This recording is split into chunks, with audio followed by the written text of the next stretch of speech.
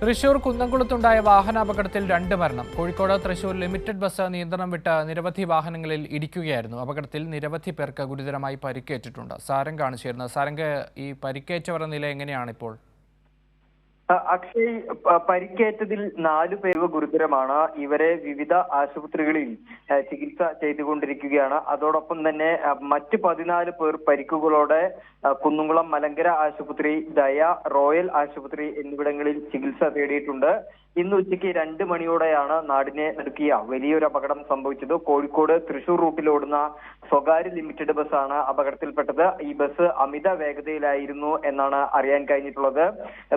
Bus പൂർണ്ണമായും നിയന്ത്രണം നഷ്ടപ്പെട്ടതിന് ശേഷം എതിർദിശയിൽ സഞ്ചരിച്ചു വരികയായിരുന്ന ബൈക്കിലും ഓട്ടോയിലും അതോടൊപ്പം തന്നെ കാറിലും ഇടിച്ചു. തൊട്ടടുത്തുള്ള ഒരു വീടിന്റെ മതിൽ ഇടിച്ചു തെറിപ്പിച്ചാണ് ഈ ബസ് നിന്നത്. ഉടനെ തന്നെ അവിടെ ഓടിക്കൂടിയ പ്രദേശവാസികളും യാത്രക്കാരും ചേർന്നാണ് രക്ഷാദൌത്യം നിർവഹിച്ചത്. ഏതാണ്ട് 25ഓളം പേർക്ക് പരിക്കുണ്ട്. അതിൽ 4 പേരുടെ നില ഗുരുതരമാണ്.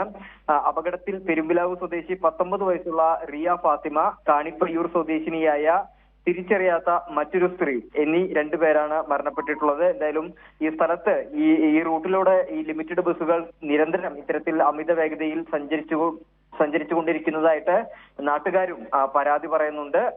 അക്ഷയ്.